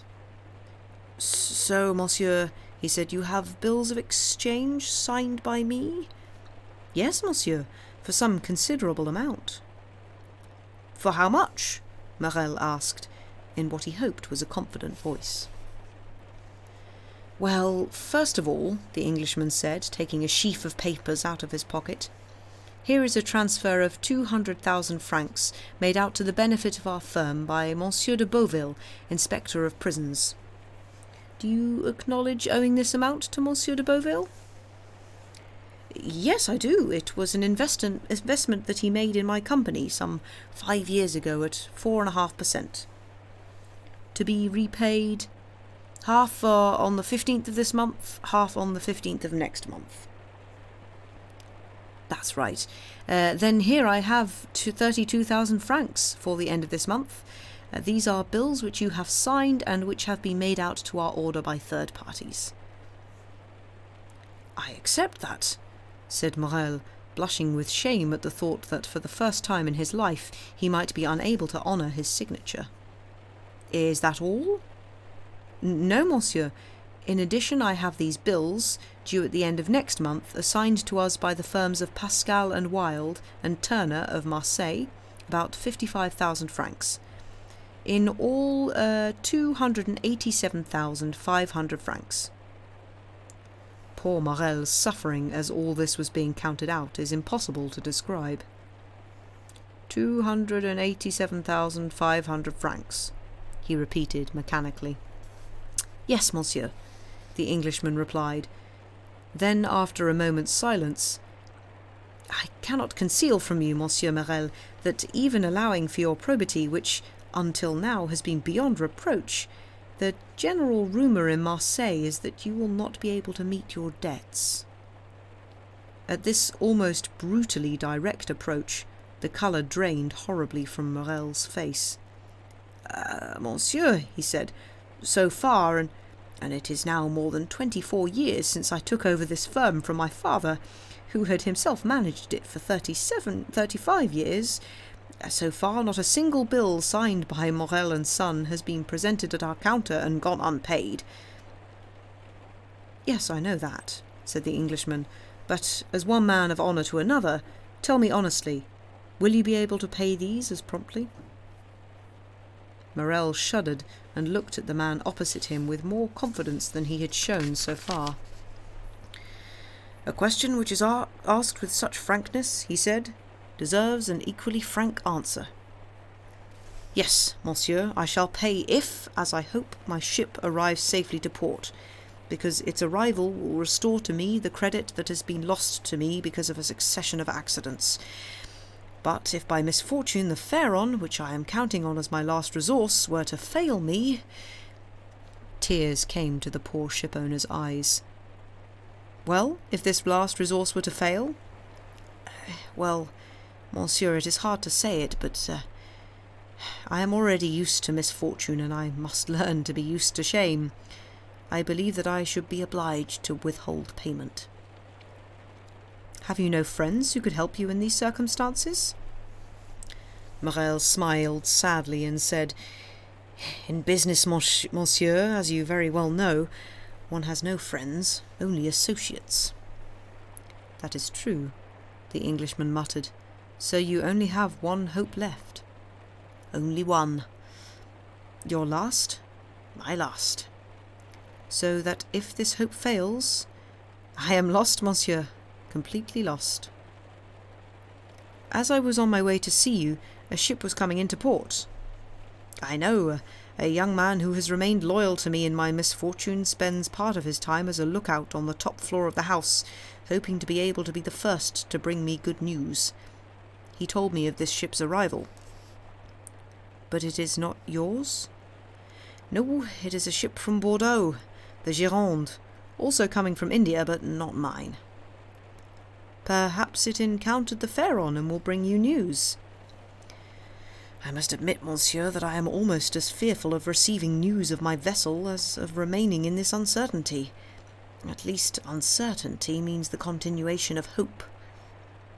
And Monsieur Morel added glumly, "This delay is not natural. The Pharaon left Calcutta on February the 5th. It should have been here more than a month ago." "What is that?" the foreigner said, straining his ears. "What is the meaning of that noise?" "My God! Oh, my God!" Morel exclaimed, becoming pale. "What is it now?" There was a considerable noise on the staircase, comings and goings, even a cry of distress. Morel got up to open the door, but his strength failed and he slipped back into his chair. The two men remained facing one another, Morel shaking uncontrollably, the foreigner studying him with a look of profound pity. The noise had ceased, but Morel still appeared to be waiting for something. The noise had a cause and must in turn produce some effect. The foreigner thought he could hear the footsteps of several people coming up the stairs and stopping on the landing. A key turned in the first door and it creaked on its hinges. "Only 2 people have the key to that door," Morel muttered, "Coquelet and Julie." At that moment, the second door opened and the young girl appeared, pale, her cheeks bathed in tears. Morel got up, trembling, and leant against the arm of the chair because he could not stand up. He wanted to ask a question, but his voice failed him. "Oh, father," the girl said, clasping her hands, "forgive your child, who is the bringer of bad news." The colour drained from Morel's cheeks, and Julie threw herself into his arms. "Father, father," she cried, "have courage." "The Pharaon is lost?" he asked in a strangled voice. The girl did not reply, but nodded her head, still pressing it against his chest. "And the crew?" Morel asked. "Safe," said the girl, "saved by the ship from Bordeaux that has just come into port." Morel raised both hands heavenwards with a sublime look of resignation and gratitude. "Thank you, Lord," he said, "at least you have smitten me alone." Phlegmatic though the Englishman was, a tear rose to his eye. Come in," said Morel. "I suppose you are all there at the door." Indeed, no sooner had he spoken these words than Madame Morel came in, sobbing, followed by Emmanuel. Behind them, in the antechamber, could be seen the rough features of 7 or 8 half-naked sailors. At the sight of these men, the Englishman started. He took a step as if to approach them, then thought better of it, and stepped back into the darkest, most distant corner of the study. Madame Morel went and sat down in the armchair, taking one of her husband's hands in her own, while Julie remained clinging to his breast. Emmanuel had stayed halfway across the room and seemed to link the Morel family group to the sailors at the door. "How did it happen?" Morel asked. "Come here, Penelon," said the young man, "and tell us." An old sailor, tanned by the equatorial sun, stepped forward, twisting the remains of a hat between his hands. "Good day, Monsieur Morel," he said, as if he had left Marseille only the day before and had returned from Aix or Toulon. "Good day, my friend," the shipowner said, unable to suppress a smile, even through his tears. "But where is your captain?" "As far as the captain is concerned, Monsieur Morel, he stayed behind ill in Palma. But, God willing, it was nothing, and you will see him home in a few days, as fit as you or I." "That's good. Now speak up, Penelon," said Monsieur Morel. Penelon switched his quid of tobacco from the right cheek to the left, put his hand in front of his mouth, turned around and spat a long jet of blackish saliva into the antechamber, then stepped forward and, swaying on his hips, began. "Well now, Monsieur Morel, we were near enough between Cape Blanc and Cape Boyador, and sailing before a nice southeaster after having been well and truly becalmed for a week, when Captain Gaumard came over to me, I should mention I was at the wheel, and said, 'Penelon, old boy, what do you think of them there clouds gathering on the horizon?' And I'll be blowed if I wasn't looking at them myself. 'What do I think of them, Captain? What I think is they're coming up a bit faster than they need to, and they're a bit darker than well-meaning clouds have any right to be.' 'I'm thinking the same myself,' said the captain, 'and I'm going to take some precautions. We are carrying too much sail for the wind that's coming. Hey there, bring in the royal and furl the flying jib.' It was not before time. Hardly had the order been carried out than we had the wind on our heels and the ship was listing." "Fair enough," said the captain. "We're still carrying too much sail. Furl the mainsail." 5 minutes later, the mainsail was furled, and we had only the foresail, the topsails, and the topgallants. "So tell me, old Penelon," says the captain, "why are you shaking your head?" "Because in your place I still wouldn't be running ahead like that." "I think you're right, old man," he said. "There's a puff of wind coming." "If that's how you like to put it, Captain," I said, "anyone who brought what's down there at the price of a puff would make on the bargain. It's an out-and-out storm if ever I've seen one." By which I mean you could see the wind coming like you could see the dust rising in Montredon. Luckily, this storm was up against a man who knew it. "Double reef the topsails," the captain yelled. "Let go the bowlines to take in the topsails and weigh the yards." "That was not enough in those waters," said the Englishman. "I should have reefed in 4 times and got rid of the foresail." Everyone stared at the unexpected sound of this firm, sonorous voice. Penelon shaded his eyes with his hand and looked at the person who was so confidently directing his captain's manoeuvre. "We did better than that, monsieur," the old sailor said with some respect, "because we struck the mizzen and turned round into the wind to run before the storm. 10 minutes later we struck the main topsails and went on with bare masts." "The ship was rather old to risk doing that," the Englishman said. "Yes, it was indeed. That's what did for us. After 12 hours of being tossed this way and that, as if the devil was on our tail, we sprang a leak. 'Penelon,' the captain told me, 'I think we're going under, old chap. Give me the wheel and go down into the hold.' I gave him the wheel and went below. There was already 3 feet of water. I came back up shouting 'all hands to the pump,' but it was already too late. We all set to it, but I think the more we put out, the more there was coming in. 'Damn it,' I said after we'd struggled for 4 hours. 'Since we're sinking, let's sink. You only die once.' 'Is that how you set an example, Master Penelon?' said the captain. 'Well, just you wait there.' And he went to fetch a pair of pistols from his cabin. 'The first man who leaves the pump,' said he, 'I'll blow his brains out.'" "That was well done," said the Englishman. "Nothing inspires a man like a solid argument," the sailor went on, "and all the more so as meanwhile the weather had lightened and the wind had fallen. But for all that, the water kept on rising. Not much, perhaps 2 inches an hour, but it did rise. You see, 2 inches an hour may seem like nothing, but in 12 hours it's not an inch short of 24, and 24 inches are 2 feet. Those 2 feet, added to the 3 we had already, makes 5, and when a ship has 5 feet of water in it, it's fit to be called dropsical. Come on then, said the captain, that's enough. Monsieur Morel will have nothing to reproach us for. We've done what we could to save the ship. Now we must try to save the men. To the boats, boys, and look sharp about it. Listen, Monsieur Morel, Penelon continued. We loved the Pharaon, but much as any sailor may love his ship, he loves his hide better. So we didn't wait to be asked twice, especially as the ship itself was groaning as if to say, "Be off with you." And it was telling the truth, the poor old Pharaon, because you could feel it literally going down under our feet. So in a trice the boat was in the sea, and all 8 of us were in the boat. The captain came down last, or rather he didn't come down because he didn't want to leave the ship. I had to seize him myself and throw him after our shipmates before jumping in myself. It was not too soon.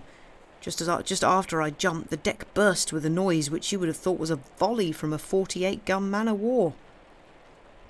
10 minutes later, it dipped its bows, then its stern, then started to roll over like a dog chasing its own tail. And finally, hey-ho, boys, down she went. No more Pharaon. As for us, we were 3 days with nothing to eat or drink, and we'd even started to talk about drawing lots to see which one of us would be food for the rest, when we saw the Gironde. We signalled to her, she saw us, made for where we were, put down her boat and picked us up. That's how it happened, Monsieur Morel, on my word. On the word of a sailor. Isn't that true, you others? A general murmur of assent showed that the storyteller had unanimous support for the truth of the basic facts and the picturesque embroidery of the details. Very well, my friends, said Monsieur Morel.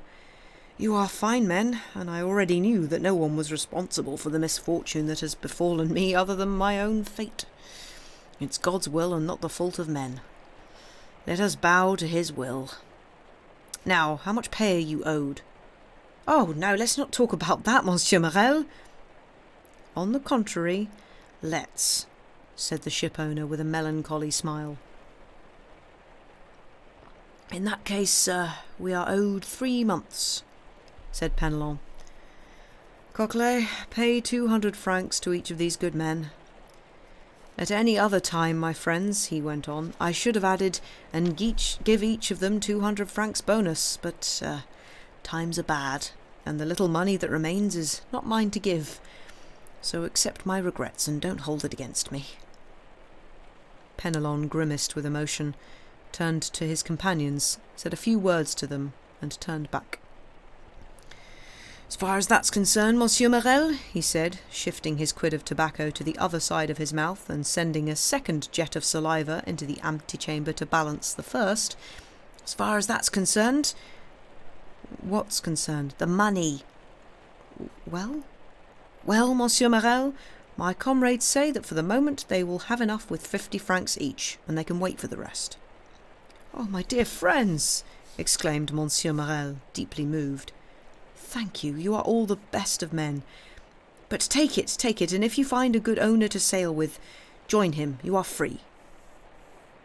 This last remark produced a startling effect on the worthy seamen.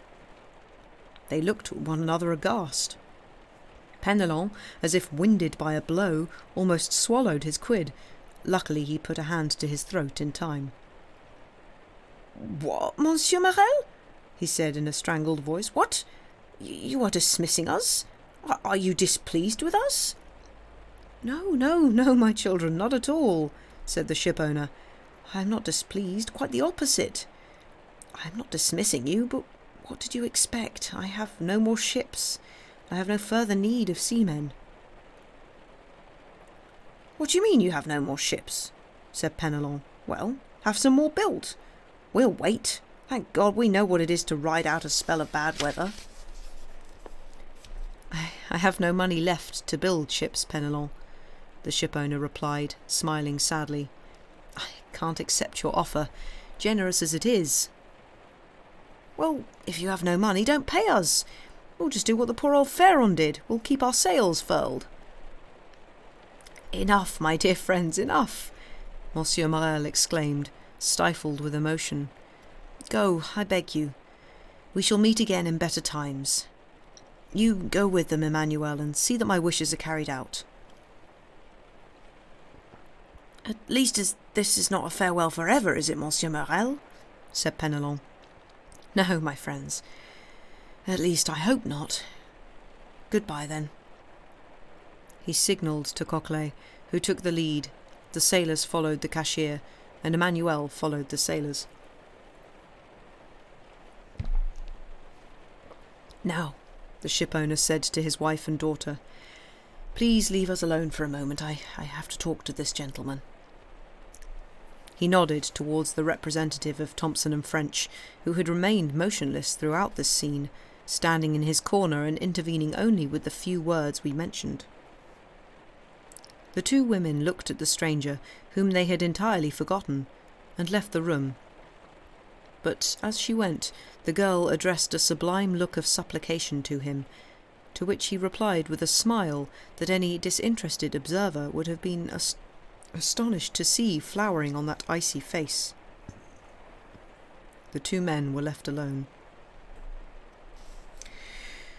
"Well, monsieur," said Morel, slumping down into a chair, "you saw and heard everything, so there is nothing for me to say."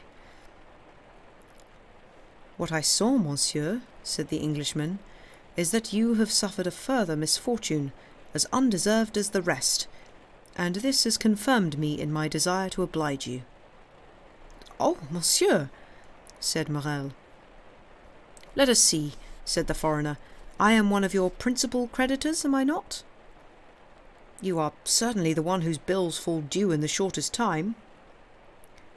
"Would you like a stay before paying me?" "A space of time might save my honour and so my life." "How long do you need?" Morel hesitated. 2 months, he said. "Good, I shall give you 3. But do you think that the house of Thompson and French—" "Have no fear, monsieur, I take full responsibility. Today is June the 5th. "Yes." "Well, reassign all these bills to September the 5th. On that day at 11 in the morning," the clock showed precisely 11 as he spoke, "I shall present myself here." "I shall be waiting for you, monsieur," said Morel, "and you shall be paid, or I shall be dead." The last words were spoken so softly that the other man could not hear them. The bills were renewed, the old ones torn up, and at least the poor shipowner found himself with 3 months to muster his last resources. The Englishman accepted his thanks with the sang-froid peculiar to his nation, and took his leave of Morel, who accompanied him with his blessings as far as the door. On the staircase he met Julie. The girl was pretending to go down, but had in fact been waiting for him. "Oh, monsieur!" she said, clasping her hands. "Mademoiselle," the foreigner said, "one day you will receive a letter signed by Sinbad the Sailor. Do precisely as this letter tells you, however strange its instructions may seem." "Yes, monsieur," Julie said. "Do you promise me this?" "I promise." "Very well. Farewell, mademoiselle. Stay always as good and virtuous as you are now, and I truly believe God will reward you by giving you Emmanuel as a husband." Julie gave a little cry, blushed as red as a cherry, and clasped the banister to stop herself falling. The stranger went on his way with a wave of farewell. In the courtyard he met Penelon, who was holding a roll of 100 francs in each hand, apparently undecided whether to take them with him. "Come with me, friend," the stranger said. "We must talk."